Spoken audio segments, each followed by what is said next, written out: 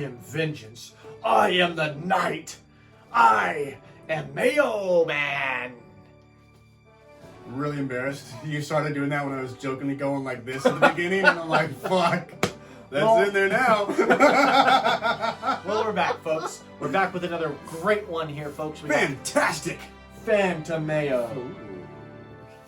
Detective Comics number 27. What we're going to be talking about today. We got in this beautiful hardcover. Once again, Detective Comics 1000 came out. And of course, you know, Spencer, he had to buy the hardcover. Always hard and always covered. Always covering the bases. So, yeah, this is what we're going to be reading from. Well, here's what we did. Just like the Superman video in the Action Comics number 1 retrospective review there. This is going to be Garrett's first time reading Detective Comics 27. Yeah. The first appearance of Batman, still very golden age.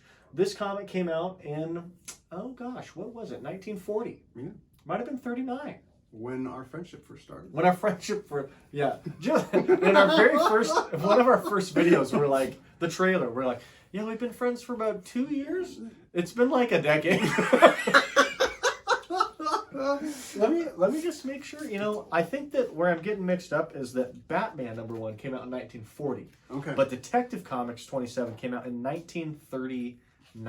Well, and I do want to piggyback while you search for that. that. 1939. 1939, all right. 1 year after Superman. 1 year, just about to the month, Yeah. actually, of Superman, yeah. One thing, though, I mean, hopefully this it makes it interesting, too, is Spencer had hinted at. Spencer's a huge fan of these comics, and this is my first time reading them. You kind of mentioned in the last comic book video, I stick to, like, old school Conan the Barbarian stories. Yeah. And I branched out a little bit here and there for some, and really enjoyed, like, Watchmen and V for Vendetta, and so both totally, Alan Moore stories. Yeah, and so totally different from what we're getting into. So hopefully, if you are a comic book fan, you understand Spencer's point of view, and if you're someone who's like, I will watch the movies when they come out. Yeah, hopefully I can give you that perspective. The outsider's perspective that watches the movies but doesn't care to go spend, you know, $20 a week on comics. 10 cents.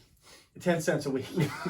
You know, and I think that's most people. Comic book movies are fairly popular right now. So I think a lot of people go and see them because they're the hot movie.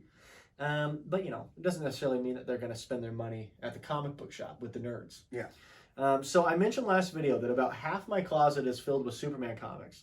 The other half is Batman. No, I do have a lot of other stuff too. But the majority is going to be Superman and Batman. Yeah. They've both had 2 of the longest histories of any comic book character. You know, they've both just had their about almost 85th anniversary as characters. And so we're talking about history here. Yeah. You know, these 2 characters are started all. They're also the first 2 characters to meet. I mentioned last episode, it's either a World's Fair one or it's World's Finest, where they meet and kind of that universe happens for the first time. Yeah. Where there's superheroes living in the same universe. Batman, much more grounded than Superman at the time. Superman's, you know, he can leap buildings in a single bound, and he's taken down, you know, all kinds of, you know, wife beaters. Yeah. Stuff like that. Batman is a lot more, well, let's hang in the shadows here and let's figure out this mystery, right? Yeah. And so Detective Comics 27, I'm going to keep saying Batman number 1. Detective 27, folks, really starts to illustrate this one single story.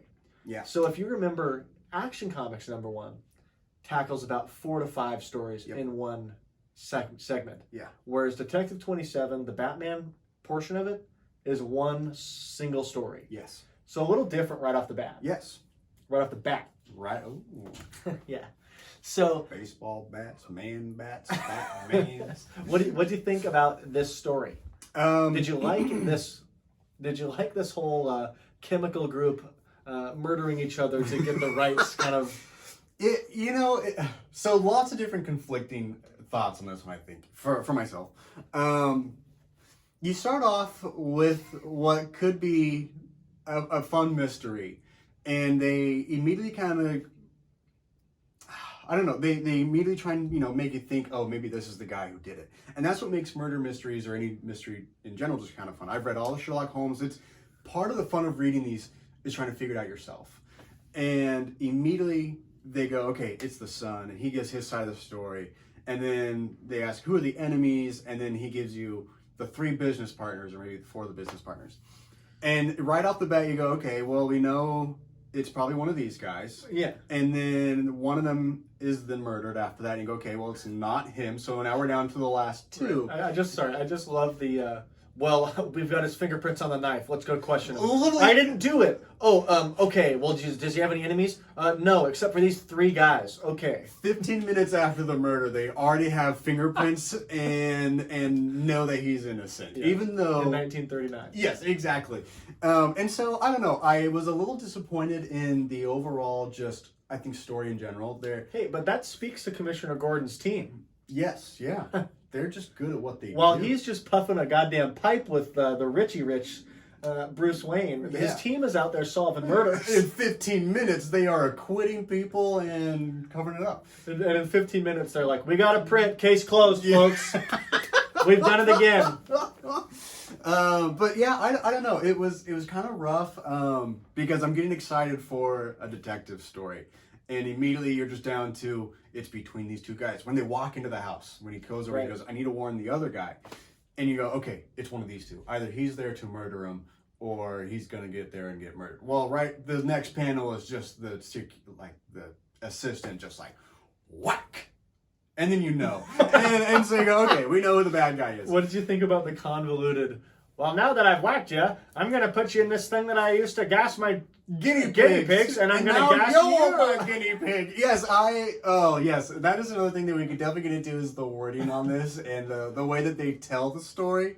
I feel like they thought of the guinea pig thing first, the gas chamber guinea pig thing. Yes. And that's what made them call them a chemical company. Yeah. Because otherwise, why would they have that? Yeah, exactly. Well, and I also think it's funny that they kind of included because the Superman one didn't have this, where kind of the villain or the protagonist, antagonist kind of always gets that cool little catchphrase right before they do something.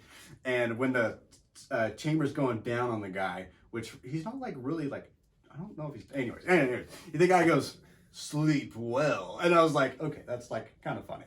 Yeah. And just because I like those things. And so that was kind of funny, but just we have to, in a good way of putting it, Superman story that we read did a great job of showing and not telling. This one told you instead of showed you. This is a lot more verbose. Yes, and so I think that was my issue with it. It almost felt like I was reading something that was made for children, and they had to explain things so children would understand. Where Superman was, they probably are going to know what's going on if we can give them a really good. Superman, I think, works. Action Comics #1 works really well for all ages. Yes, yeah, without a doubt. And this one was. It shows you what happens in the panel, and then also has to tell you. It has Batman throwing him, and then it says Batman throws the man with great force, and it's right. I can see it. So there's the panel where Batman picks up the blue wrench. Yes. You see him. He doesn't have a wrench. He has a wrench, and then when you go into the next panel, he's breaking the glass with a wrench.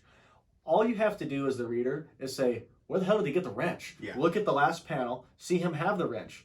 But then I read the top of the panel where it says, Batman grabs the wrench. And it's like, yep, we didn't need that. No, yeah, I can see it. That's the point. That is the beauty of comics is we can see and read what is happening in the story. And I don't need a whole paragraph on, the setting of the white moon caressing the lush ocean blue below.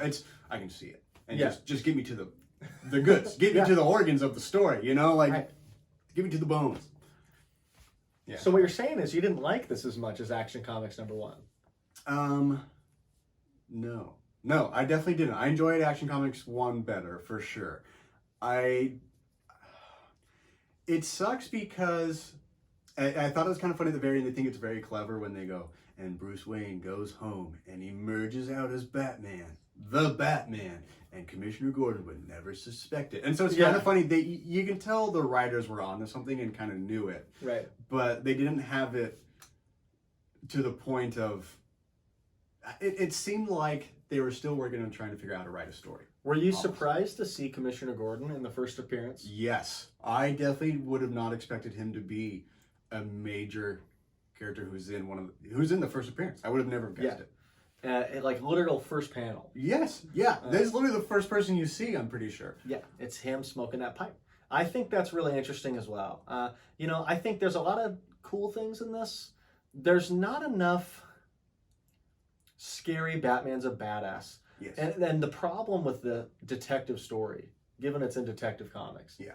is that with an anthology comic where you've only got these 8 to 10 pages to tell us a full detective story, there's no time to breathe. There's no time to have full stories on each suspect and why they were or weren't the right guy. There's no time to create leads. Like you said, they create the lead of, okay, well, we have his fingerprints. Well, let's go see. For some reason, I'm going to bring Bruce Wayne. Yeah. Yeah, which also I was like, can you imagine, like, just your neighbor cop who's right across the street? Hey, you want to go to this murder down the street with me? Yeah, I just got this call. You want to head with, just so we finish our conversation? Yeah. I forget what my even thought process was, but it's just like, oh, okay. Fleshing out. Go ahead. Like they don't have the time. Yeah. And like the second that they give you, we've got a guy and his fingerprints are on the knife. Let's go. Next panel. It wasn't me. Next panel explains why it wasn't him. And it's like, as the reader, that takes place over about 8 to 10 seconds. Yes. There was only about 4 seconds there where you thought that it could have been him. Yes. Yeah. Which that would have been a shitty mystery if it was him. Yeah. But make us, there's no detection to be done there. Yes, exactly. And so that's where I think this fails, is detective comics are great, and I'm glad they were so hot at the time, because we got Batman from it. Yeah. But it's really tough to craft a mystery in 10 pages. Yes. Or less, whatever they had. Well, and I think, too, it could be there are ways of doing it. And instead, you could try and pin it as, we know it's this guy, but we can't prove it.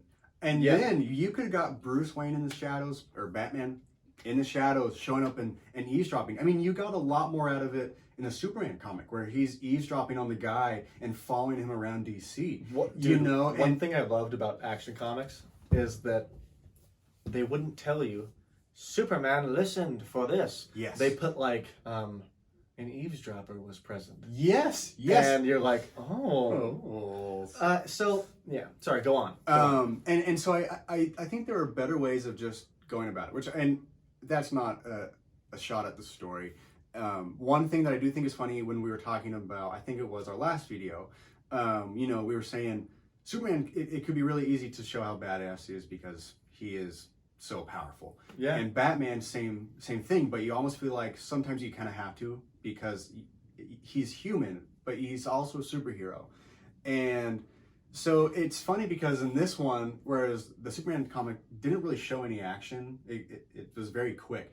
This one has 4 panels of Batman just tossing around a guy, and then also says it on top. But it is kind of funny to see the difference in, we know that Superman is so powerful, we don't have to see him punch everybody's faces inside out. Yeah. But we know that Batman is human, and you almost kind of have to show that he is badass, because not every human can do that. So I thought that was an interesting juxtaposition between the two stories. It's tough because you got to understand that when they wrote this, this is the 27th issue of Detective Comics. Yeah. So there's been 27 previous issues where all the stories focus on detectives. So it wasn't going to be enough to show Batman not tossing guys around. Yeah. If they just showed Batman getting that contract, reading through it, and deciphering for himself on like his, whatever the equivalent of the Bat computer would have been at the time. Yeah. And figuring out who it was, going and telling the commissioner, that would have been just like any other detective at the time. Yeah. But the fact that we've got this random guy that dresses up like a crazy bat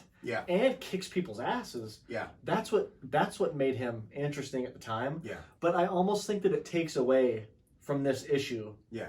Because there's nothing, compared to modern comics now, there's nothing to separate this from anything else. Well, and I also too feel like there were no stakes in this.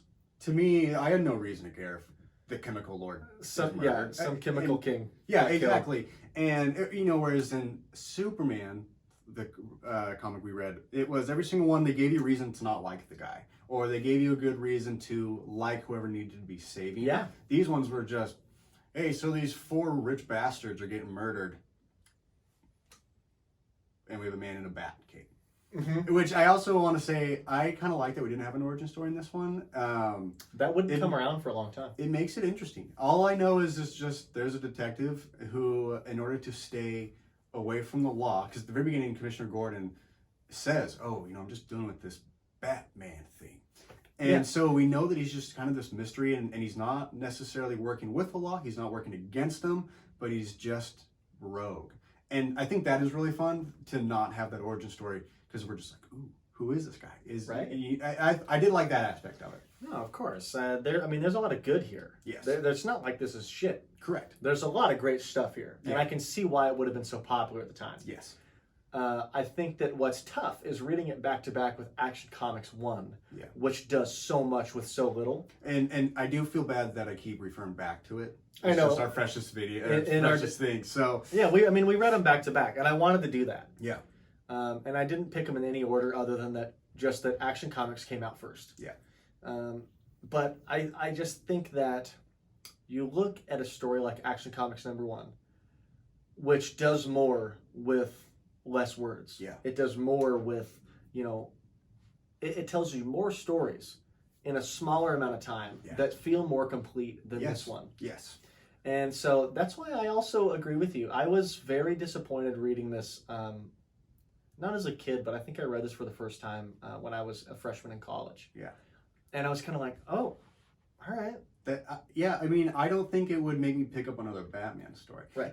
Because like you mentioned, at the time they were releasing just kind of multiple stories, one thing to see what would catch on. I would read the next one just because it was in what I had purchased. Sure, because you were already getting Detective Comics. Yeah. So you might as well read about this Batfuck. Yes. Yeah, exactly. But I wouldn't be hoping, man, I hope they come up with the Batman line. Like, yeah.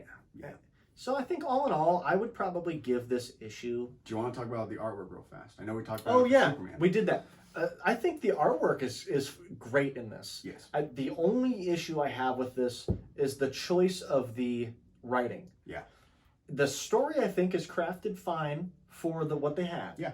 But they tell you way too much. They expect that you're stupid. Yes. And you don't need it to be. And like I mentioned in the last video, that's very popular through comics all the way through the 90s. Yeah. Where you've got a description from a narrator that you don't know, and a thought bubble, and two characters talking to each other. And so it takes you an hour to read a goddamn comic book. Yeah.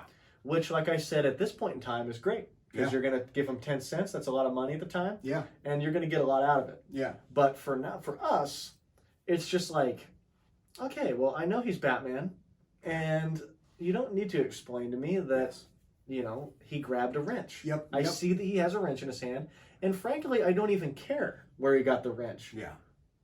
You said that he's in a laboratory. That should be all I need to know. There's going to be tools around, and in a previous visual, you could easily show a blue wrench in it. And when the henchman goes down there, I can see it. And that way when I go back, I go, well, okay, if it's in this panel, is it going to be in the two panels before that? Yes, it is. It is. And I don't need he picked up a blue wrench. I don't need to read it. I mean, it speaks to the art that they kept everything simple, except for Commissioner Gordon's smoking jacket, in which it had the most elaborate designs. Took forever, I'm sure. Yes, the plaid, colorful stuff. I was like, wow, they put in a lot of work to make this guy look spiffy. Yeah. And I also thought it was funny too that they have to announce right away. Commissioner Gordon is sitting with socialite Bruce Wayne. Mm-hmm. I'm like, I don't need to read the socialite part of it. I don't know.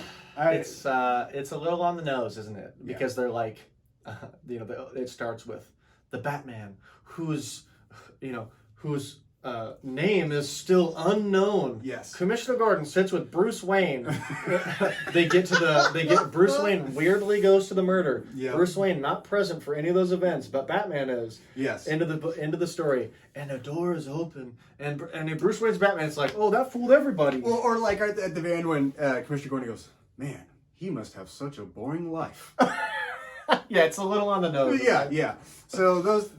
And I think those just go back to the issues with the story wording, but Yeah, artwork and stuff was fantastic. I loved Mr. Gordon's suit. It's great. so spiffy and just it's kind of comical looking back at it. I don't know if 1939 me would have been like, wow, this guy's fly. Yeah, where do I go? Yeah, but yeah, exactly right. Yeah. But yeah, no, I liked it. I liked it too. So okay, well then, what do you think you would give this out of 10? Out of 10 bats? Out of 10 or 10 bats. wrenches? 10 blue wrenches. I'll give it 5. Mm-hmm. 5 turns of a blue wrench. 5 quarter turns. Let me think here. I'm gonna give this story. Did we rate Action Comics? We did not. How many soups? How many? Yeah, I was just thinking that. Like, we didn't even. How many damsels in distress are you saving for that? Right. Okay. Well, let me get to Detective Comics. Yeah. I'm gonna give Detective Comics number 27, first appearance of Batman, probably a 5 out of 10. It's tough to give it. So I would want to go lower. Yes. But it's only because I've read probably 300 issues of Batman, maybe more than that I own. I feel like, and to piggyback on this, because if Batman wasn't such a popular thing, it's going down, folks. If Batman wasn't popular, I probably would have gave it maybe a 3 or a 4. But to know that it turns into something better, yeah, I have to respect that it's still a Batman issue. And to know that what we've seen be done so well came from this, I think speaks to, well, this isn't that bad. Yes. The expectations make this bad. Yes. And that's the problem. Yes. Whereas I think the expectations for Superman, that one still holds up. Yeah. So, yeah, a couple 5 out of 10s, 5 Mayos out of 10s. You know, why don't we just do a little fun rating of Action Comics number 1. Yeah. For those of you that stuck with us through this video, you get our rating of Action Comics number 1. The reason we didn't put it in the last one is so we know you wanted to know what we thought, so we put it in the end of our next video. And I do want to make this little detail clear, is that we're specifically just talking about the Superman portion of Action Comics number 1 and the Batman portion of Detective Comics 27. We're not talking about the Slam Bradley or the Zatara portions or any of the other smaller anthology stories. Yeah. You know. Yeah. Because, we can't put those in the rating when we haven't read them. Yes, correct. So, I am going to give Action Comics number 1 a 10 out of 10. Really? Think about it.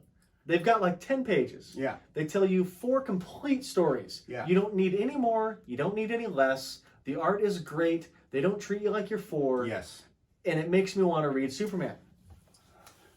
Damn. They mention, current events. Yeah. They make it matter every time. It matters, and it's clear what they want to do, and there's nothing wrong with it. It feels every word and panel. And especially every word in a comic where, you can look up, the average words in a comic book, they're 2,500 words or something. And that's probably nowadays, and that's still a lot. Yeah. And this one probably does it with easily a quarter to half the words, but they make every word matter, which is really impressive about the Superman one. There's more mystery in the Superman one than the fucking Comics. Detective comic. Oh, shoot. It sucks because the Superman one does a lot of fantastic things. There is nothing to me that would, I think, make me read it as far as like what's going to happen in the issue. Obviously, it's the first one, so it's a little bit different. I'd probably give it a 7 or an 8. Not that there's anything wrong with the story. It's fantastic, and obviously we've raved about it for 30 minutes in our last video, and we did in this one while we're supposed to be talking about Batman. So it's a fantastic story. It does everything right. It's just another story. It wasn't something that would stick with me. Sure. I'll buy that. It's, like I said, the 10 out of 10 is coming from me, who's a massive Superman fan. I've read this before. I love this story. Yeah. I love the Golden Age. I've got like all the Golden Age omnibuses. And I know that Superman is the one that started it all. Yeah. And that comic specifically. And I just can't really complain about anything. Yeah. And so knowing what it becomes, it's hard for me to not give that a 10 out of 10, because especially comparing it to Detective 27. Yeah. Where you see that's probably what about a middle of the road comic or better would have been for the Golden Age. Yeah. Action number 1 must have been amazing for Yes. the Golden Age. So I just got to give it its props, give it its due. So, that's still good ratings from both of Well, us. it's actually funny. If I gave the Batman a 5, Superman is definitely not 2 points better. To me, it would be 4 or 5 points better than the Batman. So one of my scores is obviously off. Well, all right, folks, we're off. We're off. Well, thanks for watching. Those of you that stuck around for both videos, you're going to get that little extra bit there. Yeah. Hashtag stick around there.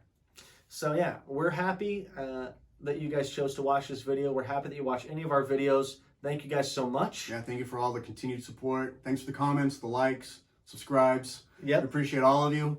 Yes, we do. Keep us rolling. Well, let us know what you want to review next. I'm thinking that maybe we'll have Garrett read some of my favorite Superman stories. I have had Garrett read some of my favorite Batman stories that we've talked about at length, not on the show. Yeah. Batman, I think, Batman's tougher to do well. Yeah. Yeah. Than Superman. So, actually, I take that back.